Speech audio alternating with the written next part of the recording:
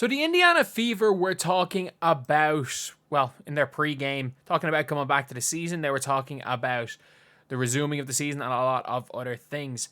And it included Caitlin Clark talking about whether or not she's going to play in Unrivaled. Before we get on to it, if you guys are new to the channel, subscribe. We're trying to 26.3k subscribers by the end of the day. So, we have got right here.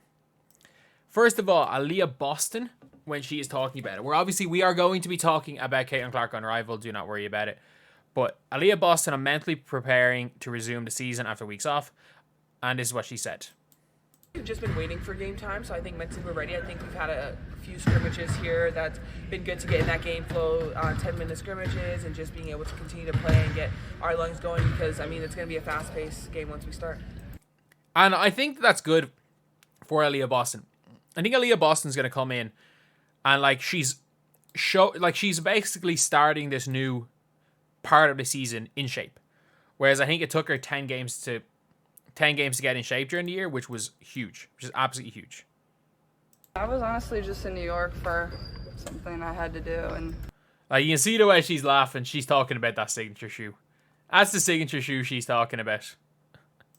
never been to a Yankees game before, so I was like, why not? Saw that they were at home, and then they were kind enough to let me tour around the facility, the clubhouse, see everything, meet all the players. So it was a lot of fun, honestly. Was it weird to hear the manager was like, the players were all struck of you? Yeah, it's kind of funny. I don't know why they would be starstruck of me, but they're all, Aaron Judge is huge, but all of I will say Caitlin Clark is one of the 5 biggest celebrities in basketball right now.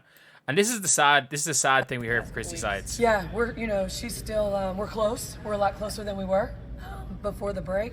But just, we don't want to do anything that's going to set her back anymore. So we're just being very cautious. And that's the problem, is that Temi's not back. Which, again, you've got Demiris Dantas there for a reason. But Temi not being back is huge. And then Caitlin Clark asked if she had any interest competing in the Unrivaled League. This is what she said. Honestly, I'm just focused on this right now. One thing at a time. Can't always just be moving on to the next. My focus is right here. She's either really happy or she's playing Unrivaled. I think she's playing. I think Caitlin Clark is playing Unrivaled. That's my take from this. Not that it's any sort of a guarantee. Not that, it means anything what she has said, but I just think from, again, if you've seen anything when it comes to Caitlin Clark, it's very rare that she's there almost smiling, laughing, and it doesn't mean anything. I have a feeling. Not that much of a feeling, but you can just see, looking at the body language, especially when she's laughing, being like, oh, I was in New York for something. She was definitely in there about her shoe. Especially because when she was in New York, she was asked about her shoe and was like, it's in the works. It's in, they're making the shoe right now. And then she's now come out and said basically, she's now come out in the same body language. And again, look, I by no means am any body language expert. I'm just purely speculating based on realistically some of the least substantial evidence you'll see. But I don't know. I think she will. The funniest thing is 59 post engagements. Lol, yeah, she in there. Good answer, but why would they ask that? Of course, they're asking everyone about Unrivaled. If you don't have any other questions to ask, you should just say, everyone's asked about. She doesn't need that league. No, she doesn't need the WNBA either. Caitlin Clark could become a hermit the rest of her life and not need to work. You do realize that, don't you? That's the dumbest argument I've ever heard. Caitlin Clark could literally be a hermit the rest of her life. She doesn't need anything. She's got enough money that she can live in luxury the rest of her life. She needs to keep her knees intact first. Nobody fought for you to be on the Olympic team. Tell them no. Is focused on her getting her team to the playoffs for the first time in nearly a decade. Yeah, obviously she is focused on that. But I can't decide for this answer. She's going to be in the league. Why? That's the dumbest thing. Why ask a foolish question? Everyone's being asked about Unrivaled. They didn't invite me, but screwed them anyway. There's no way they didn't invite her.